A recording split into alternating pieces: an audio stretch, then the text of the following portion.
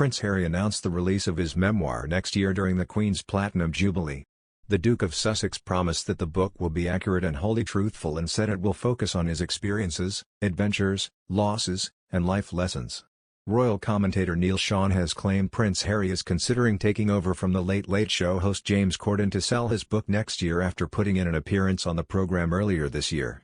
Mr. Sean said, "One of the ideas that they're floating around over at CBS is the fact that Prince Harry, for one night only, could simply take over the Late Late Show, which is hosted by James Corden.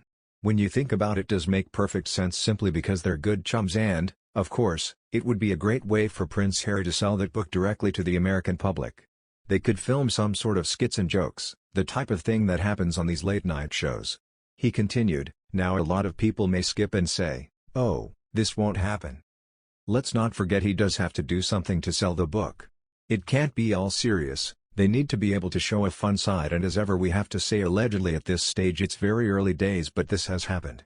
The book is due for release in 2022 during the Queen's Platinum Jubilee. Announcing the upcoming release, the Duke said, "I'm writing this not as the prince I was born but as the man I have become. I've worn many hats over the years, both literally and figuratively, and my hope is that in telling my story, the highs and lows, the mistakes, the lessons learned, I can help show that no matter where we come from, we have more in common than we think. I'm deeply grateful for the opportunity to share what I've learned over the course of my life so far and excited for people to read a first-hand account of my life that's accurate and wholly truthful."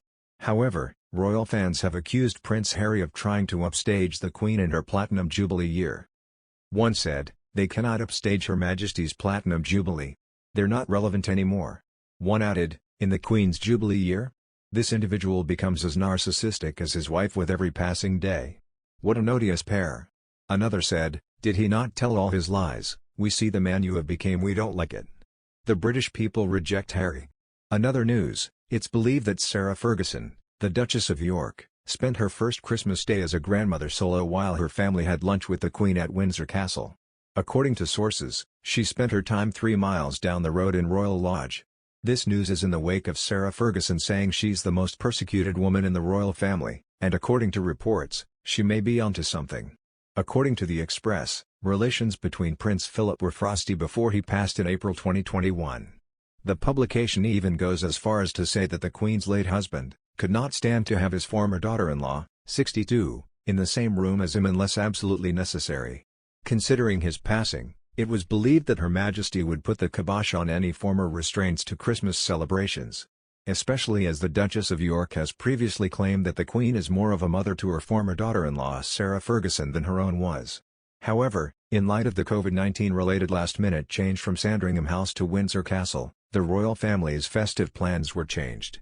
Even Prince William and Kate Middleton's travel plans changed this Christmas, so there are all manner of reasons why she might not have attended the event.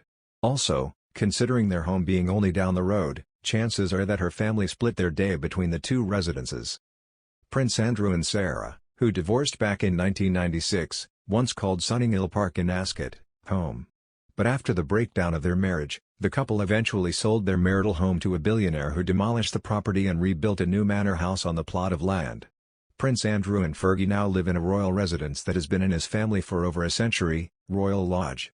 Royal Lodge is now the official residence of the Duke of York.